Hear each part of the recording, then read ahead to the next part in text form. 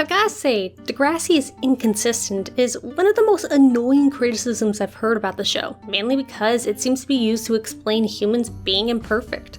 Of course, there are some actual timeline problems and characterization disparities in the show, like Shantae being retconned into Holly J's year without explanation, or how Claire, who was long established to take sex very seriously, just jumped into couch with Drew the first chance she got.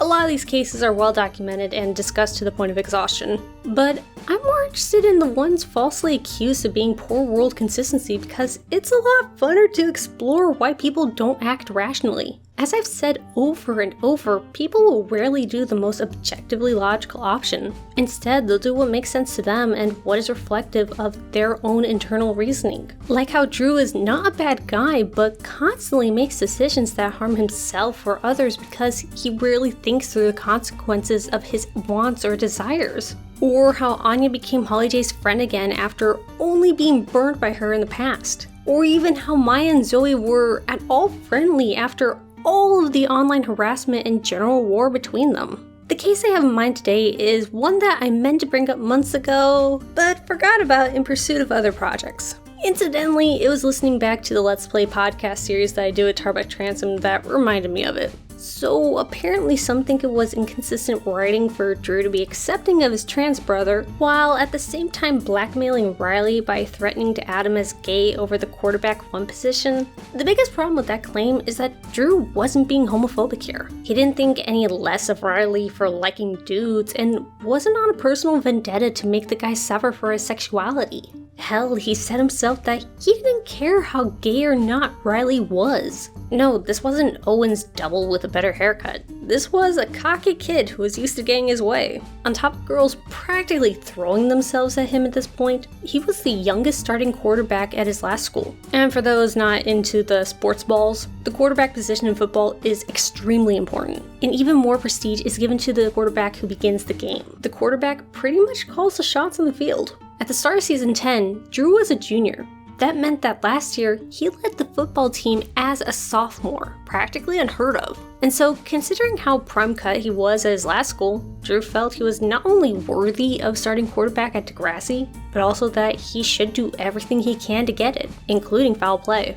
The only thing in the way of Drew getting starter quarterback was Riley. Riley, who not only had been at the school longer and was well known by the coach to be choosing team positions, but who also had a physical edge over Drew. Because charm and fitness wouldn't give him the lead over Riley, Drew took any chance he got to push his rival out. At first, that was using his gayness. Drew saw how terrified Riley was about even a single person finding out and knew he would do anything to stay in the closet, possibly even giving up starting QB. He seemingly had no qualms about giving up the guy he liked to stay hidden, so it was the perfect blackmail. Riley being gay wasn't the reason for Drew's antagonistic behavior.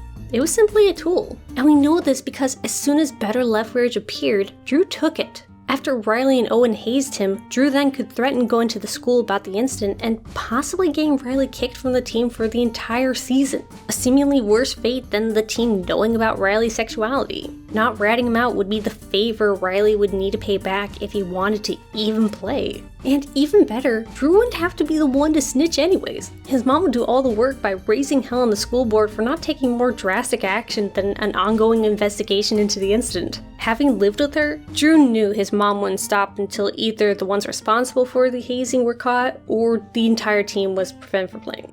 It was never about Riley being gay. It was entirely about who got to be the starting quarterback. And it's underlined again how little his gayness mattered to Drew when he extended a hand in friendship after Riley confessed to the hazing. The look on his face in the moments after also clearly showed that Drew was bothered at least a little bit about the way things went down. He by no means wasn't happy with getting 5 games as starting QB, but wasn't pleased that he put someone else through hell just because he wanted a specific spot on the team. Hell, it's very clear that Drew personally has no issues with homosexuality because of how friendly he was to Zane. Riley being gay just happened to be the juicy secret that could force him out of the spot Drew coveted. This all had nothing to do with the fact that his brother was trans and was actually unrelated. Sure, Drew was still having pronoun problems at the time, but he accepted the fact that he didn't have a sister and cared for the brother he did have, and he didn't actually have an issue with gay dudes. Drew just didn't care what it took to get what he wanted. criticized Drew for being underhanded, using dirty tactics, and for trying to keep a guy from reaping the fruits of what he worked the whole summer and longer because Drew valued his own desires more. Not for being written inconsistently here. Hopefully the audio quality isn't too bad. I'm recording in a hotel room at 1:30 in the morning. Everything is chaos right now, but I'm trying to get videos out as best I can. If you'd like to hear about when those videos do come out, don't trust YouTube to tell you when that is. Instead, follow this Discord invite link where you'll have access to a content stream of things that I and my friends make. There you can also talk to me in my Not Vampire crypt. And if you're of the Twitter persuasion, I'm on there as @NotVampire. Thank you for consuming this video, and until next time.